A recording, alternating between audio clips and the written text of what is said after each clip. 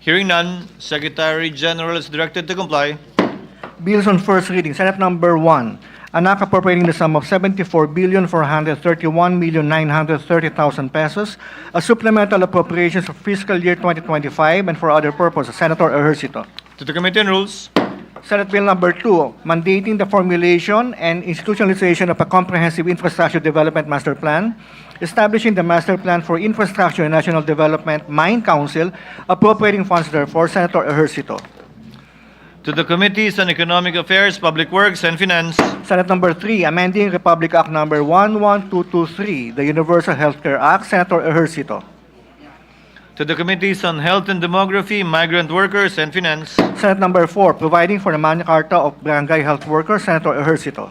To the Committees on Health and Demography, Local Government, and Finance. Senate Bill Number 5, providing for the automatic suspension of excise taxes on regular gasoline, unleaded premium gasoline, and diesel, amending Section 148 of the NIRC as amended. Senator Ejercito. To the Committee on Ways and Means.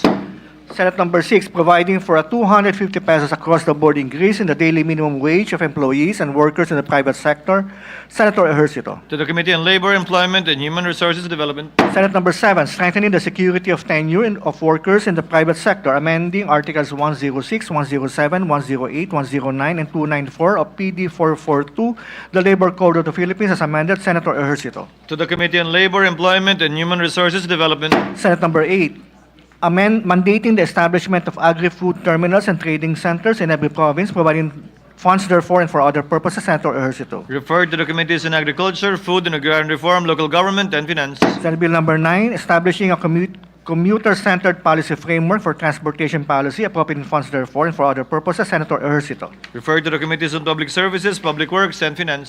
Senate Bill Number 10, an act allowing and regulating the use of motorcycles as public utility vehicles and for other purposes. Senator Ejercito. To the Committees on Public Services and Ways and Means. 11, amending RA 8371, the Indigenous Peoples' Rights Act of 1997. Senator Padilla. To the Committee on Cultural Communities and Muslim Affairs. 12, providing for a 150 pesos minimum wage increase for employees and workers in the private sector. Senator Padilla. To the Committee on Labor, Employment, and Human Resources Development. 13, abolishing the travel tax on Filipinos and on nationals of Association of Southeast Asian Member States traveling to other ASEAN member states. Senator Padilla. To the Committees on Ways and Means and Tourism.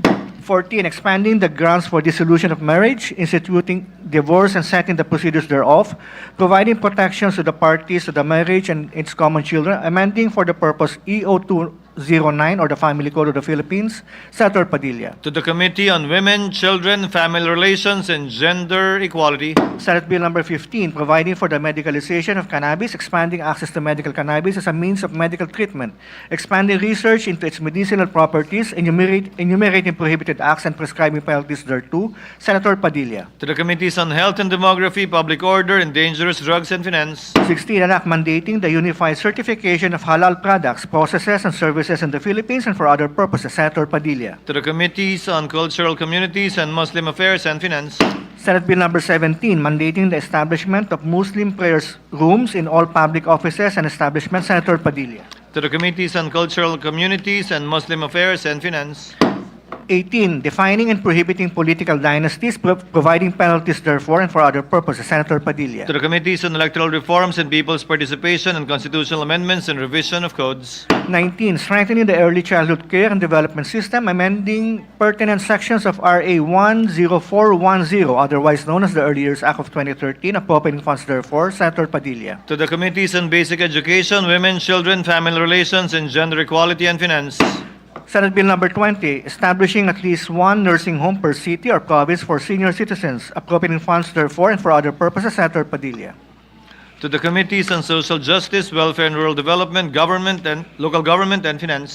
21, regulating the manufacture, importation, sale, distribution, use, advertisement, promotion, and sponsorship of electronic nicotine delivery systems and electronic non-nicotine delivery systems, heated tobacco products, and other imitation tobacco products, repealing for the purpose RA 11900, otherwise known as the Vaporized Nicotine and Non-Nicotine Products Regulation Act. Senator Cayetano P. To the Committees on Health and Demography, Trade, Commerce, and Entrepreneurship. 22, an act providing a scholarship and return service program for future allied health professionals and appropriating funds therefore. Senator Cayetano P. To the Committees on Higher Technical and Vocational Education, Health and Demography, and Finance. 23, providing for spousal and child support and for other purposes, Senator Cayetano P. To the Committees on Women, Children, Family Relations, and Gender Equality, and Finance. 24, institutionalizing active transport by establishing a safe pathways network of bicycle lanes, walkways, and slow streets and for other purposes, Senator Cayetano P. To the Committees on Sustainable Development Goals, Innovation and Future Thinking, Public Works, and Finance. 25, regulating the development and use of artificial intelligence systems in the Philippines, promoting ethical and responsible artificial intelligence innovation and integrating sustainability and future thinking in national policy making and for other purposes, Senator Cayetano P. To the Committees on Sustainable Development Goals, Innovation and Future Thinking, Science and Technology, and Finance. 26, strengthening the tertiary education subsidy, amending Section 7 of RA 10931, the Universal Access to Quality Tertiary Act, Senator Cayetano P. To the Committee on Higher Technical and Vocational Education.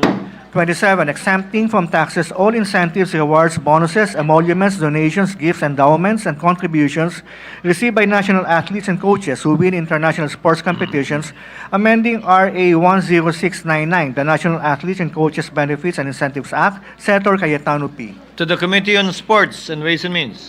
28, promoting gender equality by amending discriminatory provisions against women, amending Articles 14, 96, 124, 211, and 225 of the Family Code, repealing Articles 247, 333, and 334 of the Revised Penal Code, and adding new articles to the RPC and for other purposes, Senator Cayetano P. To the Committees on Women, Children, Family Relations, and Gender Equality, and Constitutional Amendments and Revision of Codes. 29, prohibiting the possession and use of heated tobacco products and vapor products, including its consumables and devices in all educational institutions, providing penalties therefore and for other purposes, Senator Cayetano P. To the Committees on Health and Demography and Basic Education.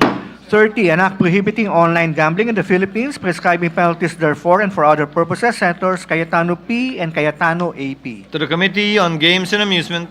31, an act expanding the Pantawid Pamilyang Pilipino Program, amending RA 11310, otherwise known as the Pantawid Pamilyang Pilipino Programs Act, Senator Lacson. To the Committees on Social Justice, Welfare and Rural Development, and Finance. 32, institutionalizing the participation of civil society organizations in the preparation and authorization process of the annual national budget, providing effective mechanisms therefore and for other purposes, Senator Lacson. To the Committees on Electoral Reforms and People's Participation and Finance. 33, defining and penalizing espionage and other similar offenses against national security, Senator Lacson. To the Committee on National Defense and Security, Peace, Unification, and Reconciliation. 34, establishing a national scholarship and return service program for students in agriculture and allied fields who are children or dependents of farmers, to be known as Kabataang Magsasaka Scholarship Act, appropriating funds therefore, Senator Lacson. To the Committees on Higher Technical and Vocational Education, Agriculture, Food and Agrarian Reform, and Finance. 35, prohibiting the establishment of political dynasties, Senator Lacson. To the Committees on Electoral Reforms and People's Participation, Constitutional Amendments, and Revision of Codes. 36, prescribing the order of succession in case of death, permanent disability, removal from office, or resignation of the President, Senator Lacson. To the Committees on Constitutional Amendments and Revision of Codes. 37, providing for voluntary membership in the Government Service Insurance System, amending RA 8291, the GSIS System Act of 1997, Senator Lacson. To the Committee on Government Corporations and Public Enterprises. 38, an act further strengthening the secrecy of bank deposits law, amending RA 1405, the secrecy of bank deposits law as amended, Senator Lacson. To the Committee on Banks, Financial Institutions, and Currencies. 39, amending Republic Act 11055, the Philippine Identification System Act of 2017, Senator Lacson. To the Committees on Justice and Human Rights and Public Information and Mass Media. 40, regulating the use of social media platforms by minors, imposing age restrictions, providing penalties for violations thereof, and for other purposes, Senator Lacson. To the Committees on Science and Technology and Women, Children, Family Relations, and Gender Equality. 41, strengthening workers' right to security of tenure, amending Articles 106, 107, 108, and 109 of Book 3 and Articles 294, 295, 296, and 297 of Book 6 of PD 442, the Labor Code of the Philippines, as amended, Senator Villanueva. To the Committee on Labor, Employment, and Human Resources Development. 42, providing protection to freelancers and for other purposes, Senator Villanueva. To the Committee on Labor, Employment, and Human Resources Development. 43, providing for a wage employment assistance program for displaced, marginalized, and vulnerable workers. Institutionalizing for this purpose the Tulong Paghahanap Buhay sa Ating Disadvantaged Displaced Workers, TUPAD, program of the Department of Labor and Employment, appropriating funds therefore and for other purposes, Senator Villanueva. To the Committees on Labor, Employment, and Human Resources Development and Finance. 44, establishing the standards Sa for living banta ng wage, sakuna. amending